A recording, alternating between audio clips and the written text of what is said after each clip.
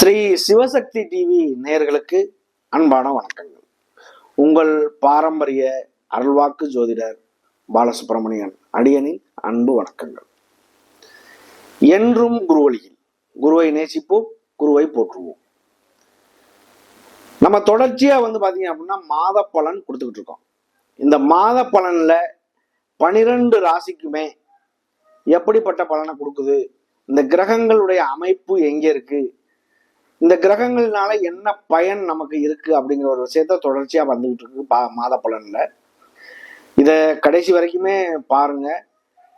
இதுல பாத்தீங்க அப்படின்னா நட்சத்திர ரீதியா ஒவ்வொரு நட்சத்திரத்துக்கும் என்ன பலன்கிறத கொடுக்குறோம். ஒவ்வொரு ராசிக்குமே 3 நட்சத்திரம், அந்த 3 நட்சத்திரத்துக்கும் தனித்தனியா என்ன தன்மைகள் இருக்கும் அப்படிங்கிறது முதல்ல அது சொல்லியிருக்கோம்.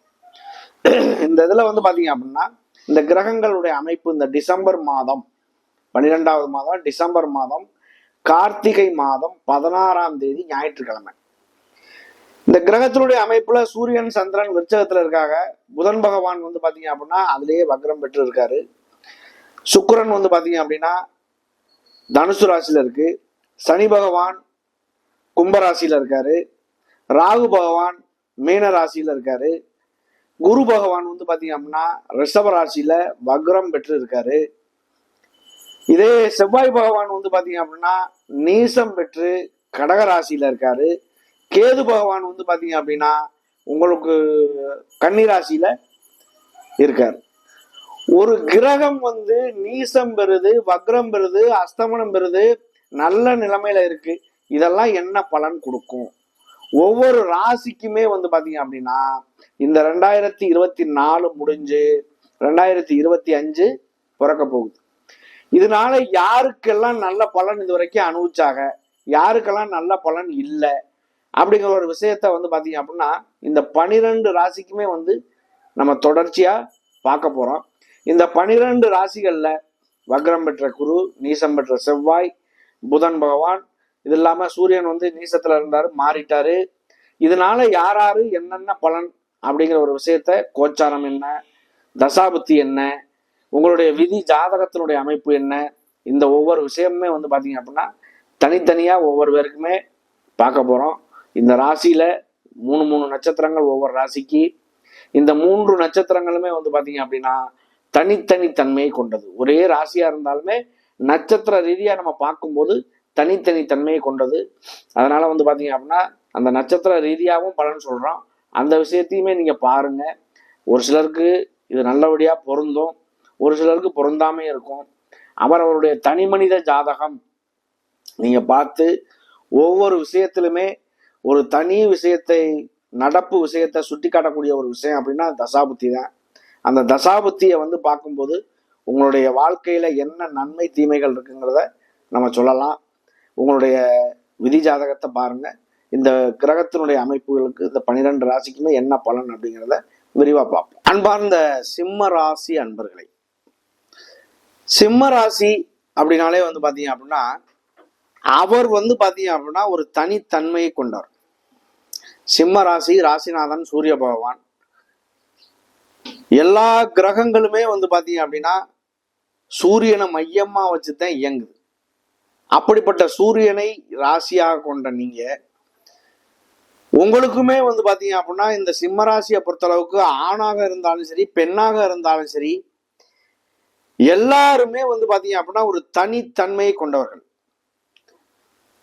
ஒரு ஆணுக்கு நிகரான ஒரு பெண்ணாக இருக்கிறதுக்கான வாய்ப்பு அதிகம்.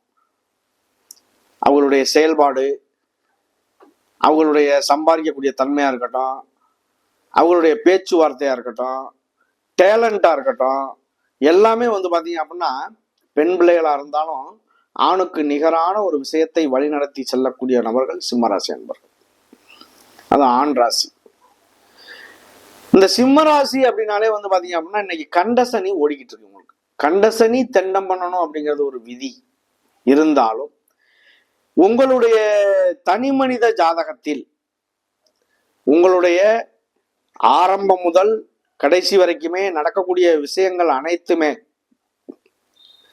90% உங்களுடைய கர்ம வினைக்கு உள்பட்டே நடக்குது.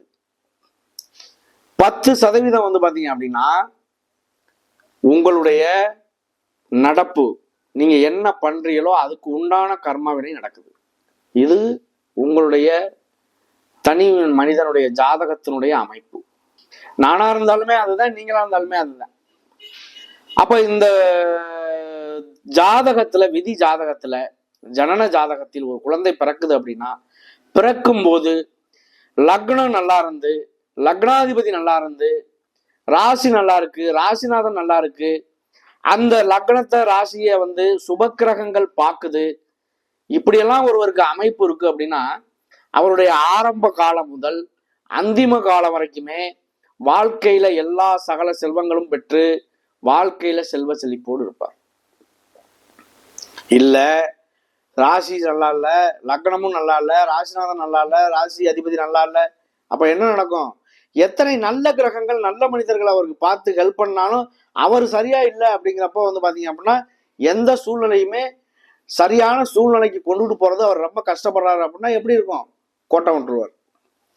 அப்ப அவருடைய வாழ்க்கை என்பதும் வாழ்க்கையை கோட்டை விட்டுட்டு தட்டு தடுமாறி நிற்கக்கூடிய நேர காலங்களா ஆயிரும். உங்களுடைய வாழ்க்கையில நடக்கக்கூடிய சம்பவங்களை சுட்டி காட்டக்கூடிய ஒரு விஷயம் அப்படின்னா அது தசாபுத்தி மட்டுமே. உங்களுடைய தசாபுத்தி பாத்தீங்க அப்படின்னா நல்ல நிலைமையில இருக்கு அப்படின்னா அதை விட பெரிய விஷயம் வேற எதுவுமே இல்லை. இந்த கிரகங்களுடைய அமைப்பு கோச்சாரங்கள் அது நல்ல நிலைமையில இருக்கு அப்படின்னா எல்லாம் சாதகமான உங்களுக்கு சூழ்நிலை இருக்குன்னா எந்த விதமான கவலையுமே இல்லை.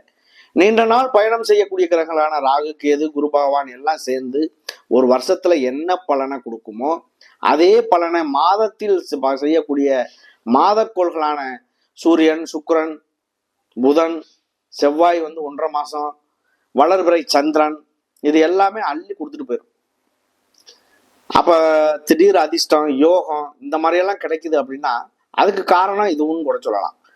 இந்த 2024 இது வரைக்கும் நீங்க பாத்தீங்க அப்படின்னா இந்த சனியினுடைய தாக்கத்துல கண்ட சனியில வாழ்க்கையில சொத்து சம்பந்தமான பிரச்சனை, பண சம்பந்தமான பிரச்சனை, வாழ்க்கையில கணவன் மனைவி சம்பந்தமான பிரச்சனை, திருமணம் ஆகாம குழந்தை பேர் இல்லாம வாழ்க்கையில கெட்ட பேர் வாங்கி கெட்ட செயலில் ஈடுபட்டு ஒரு தட்டு தடுமாறி நின்னவர்கள் அதிகம். சிம்ம ராசியை பொறுத்தளவு ரியல் எஸ்டேட் பண்ணவங்க, பண வரவு செலவு, பைனான்ஸு, இந்த மாதிரி பண்ணவங்களுடைய நிலைமை எல்லாமே ஒரு முடங்கி போய் நின்று தம்பிச்சு போய் நின்றுத்த அவங்க வரக்கூடிய ஒரு காலகட்டமா இருந்துச்சு. அப்ப இந்த 2025 பாத்தீங்க அப்படின்னா உங்களுடைய நிலை நல்லா இருக்குமா அப்படின்னா உங்களுக்கு சனி பகவான் பெயர்ச்சி ஆகிறாரு அப்படின்னா அஷ்டம சனி காலங்கள் ஆரம்பம். அஷ்டம சனி அப்படிங்கிறது உங்களுக்காக சனி பகவான் 8ஆம் இடத்தில் பயணம் செய்யக்கூடிய ஒரு காலகட்டம் தான் அஷ்டம சனி காலங்கள். 8 அப்படின்னா அஷ்டமஸ்தானம்னு சொல்றோம். அப்ப இந்த ஸ்தானத்துல கடகராசி என்ன நிலை பட்டார்களோ அந்த நிலையே பாத்தீங்க அப்படின்னா இந்த சிம்ம ராசிக்கும் உண்டு.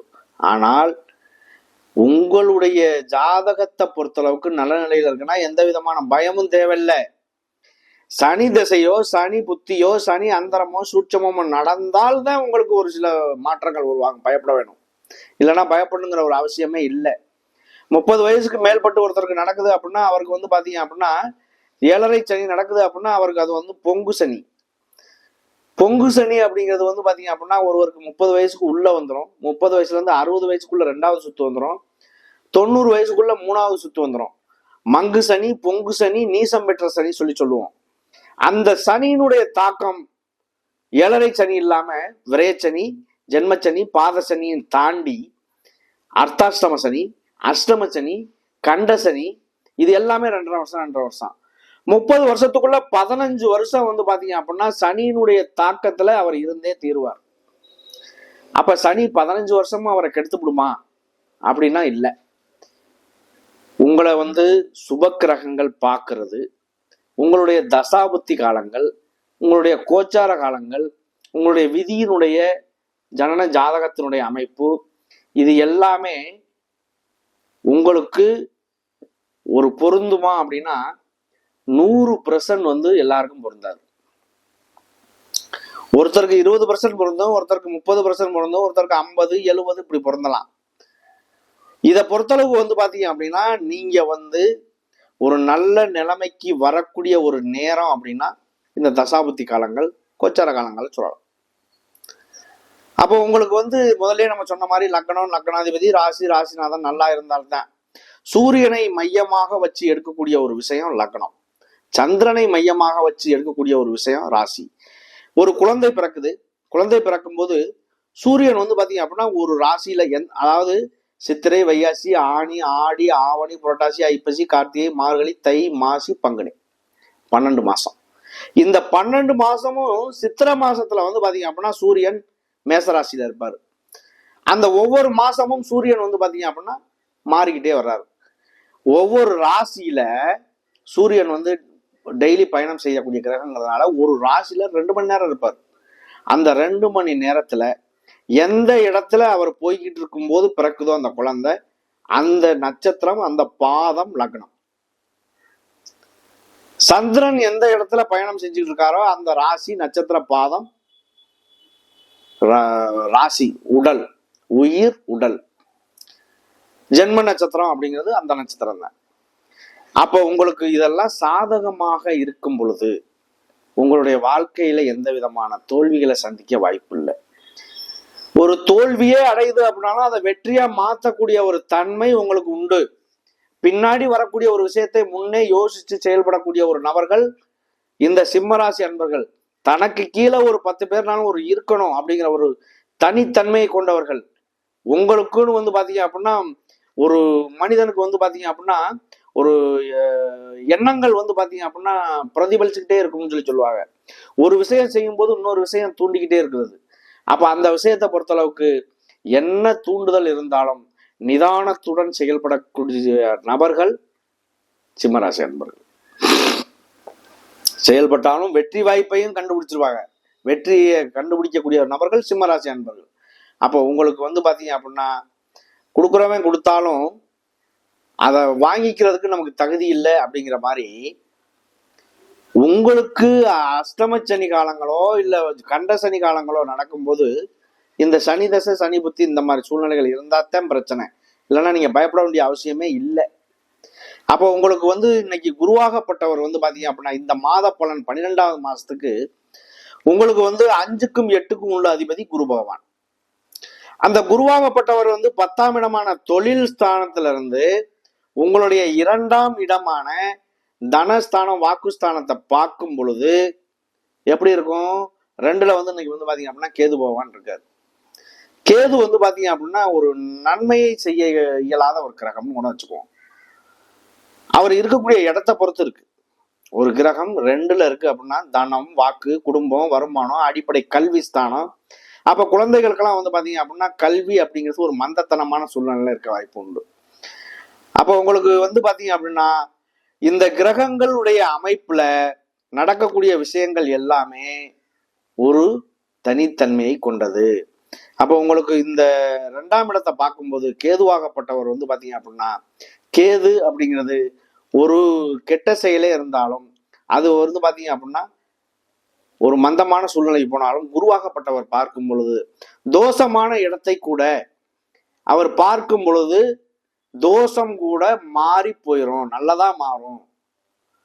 அதுபோல வந்து பாத்தீங்க அப்படின்னா உங்களுக்கு இந்த 2ஆம் இடத்தை 5ஆம் பார்வையா பார்க்கறதுனால 5 அப்படிங்கிறது பூர்வ புண்ணிய ஸ்தானம் அப்படிங்கிறதுனால உங்களுடைய குடும்பத்துல இருந்து வந்த விரிசல்கள் எல்லாமே நல்லதா மாறி நல்லது நடக்க வாய்ப்புகள் உண்டு.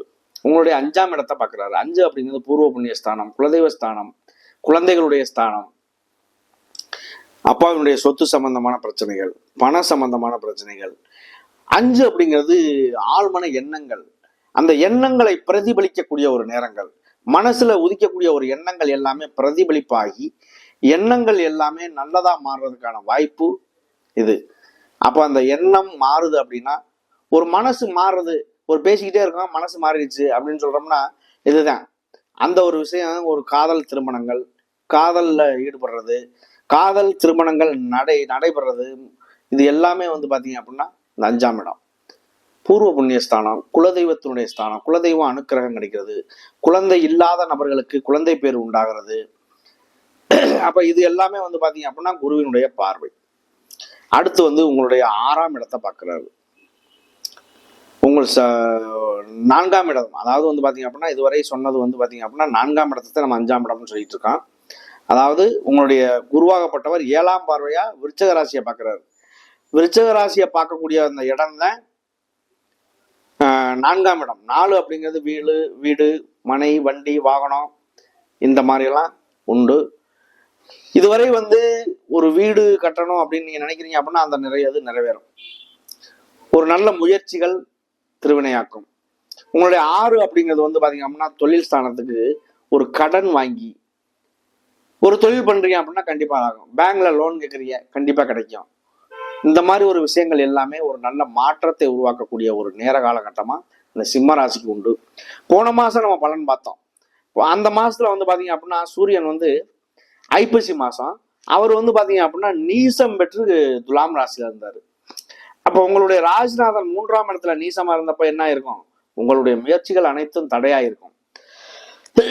இதெல்லாம் தாண்டி உங்களுக்கு நடக்கக்கூடிய ஒரு விஷயம் பாத்தீங்க அப்படின்னா இந்த 2025 ஓரளவுக்கு பிரகாசமான சூழ்நிலையை நீடிக்கும். அதாவது இந்த 2025 அப்படிங்கிறது பாத்தீங்க அப்படின்னா ஒரு நல்ல மாற்றத்தை உருவாக்குது. அப்படின்னா சூரியன் கண்டசனில இருந்து மாறி அஷ்டம சனிக்கு மாறிக்கிறாரு. அது இல்லாம இந்த கிரகங்களுடைய அமைப்புல நட்சத்திர ரீதியா மக நட்சத்திரம் என்பது கேதுவுடைய நட்சத்திரம். கேது பகவான் உங்களுக்கு 2ஆம் இடத்துல இருக்கிறதுனால வாக்குஸ்தானத்துல இருக்காரு. அதை இடத்த குருவும் பார்க்கறதுனால நல்ல மாற்றம் உருவாகிறதுக்கான வழிவாய்ப்புகள் உண்டு இந்த கேது நட்சத்திரத்துக்கு. அடுத்து பூர நட்சத்திரம். பூரம் என்பது சுக்கிரனுடைய நட்சத்திரம். சுக்கிரன் பாத்தீங்க அப்படின்னா வாழ்க்கையில சுகபோகமான ஒரு வாழ்க்கைக்கு சொந்தக்காரர்கள் இந்த சுக்கிரனுடைய நட்சத்திரக்காரர்கள்.